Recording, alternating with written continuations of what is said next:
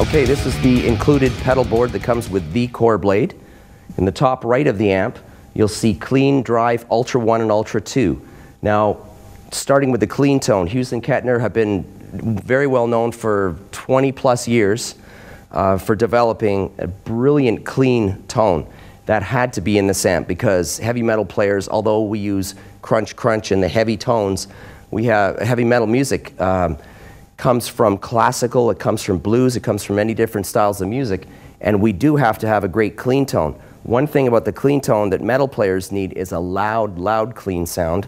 Hughes&Kettner were absolutely the perfect company to do this amp because they already had the best clean tones. The next channels, Drive, Ultra 1, Ultra 2, those are pretty self-explanatory, and you could play for hours and hours and hours just getting different metal crunchy tones. You can get any kind of metal sound out of the amp. So while there's a ton of room for anyone from a kid in the bedroom to the basement to jamming with club bands, jamming with your own band, all the way up to professionals, you've got the presets included in the amp that were done by a lot of great players at Hughes&Kettner, and I've done some presets myself to make sure that it had my favorite Bay Area thrash tones in there, British wave and metal tones.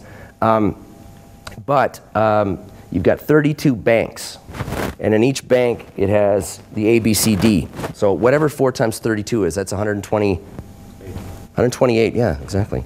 128 different programmable sounds that you can save on this thing. It's great because there's so many good presets on this thing, and you can make up, you know, dozens and dozens of your own sounds. All right, effects. Many amplifier companies offer effects. I mean, that's been done for many years. But Hughes&Kettner decided to do it right. No cheap effects on this thing. Everything that you see, whether it's reverbs, delays, choruses, flangers, phaser, anything that you're going to hear on this amp has been well thought out and well designed and took a lot of time to create. They didn't throw the typical standard effects on this thing. For example, the reverb here, they made it simple. Without 10 buttons. They made it very simple, but somehow they managed to take one knob, and as you turn it up, the reverb room size, hall size gets bigger and bigger, and different parameters, different things change with the reverb, so you don't have to adjust 4 different buttons like you would on a studio reverb. They've actually built that right into the reverb, so if you turn it on low, you're going to get a small room, a very small reverb sound with a quick decay. And as you turn it up, the decay on the reverb gets longer and longer, like a bigger hall. The next effect on the system would be 3 buttons for the delay. And you've got your bypass, of course, is when it's counterclockwise. But you've got the volume, the mix of the delay effect with your original signal, and the feedback time, how many repeats you want in the delay. And you've got, of course, the time. The time goes all the way up to almost, I think it's 1.4 seconds. So it can be very short or very long.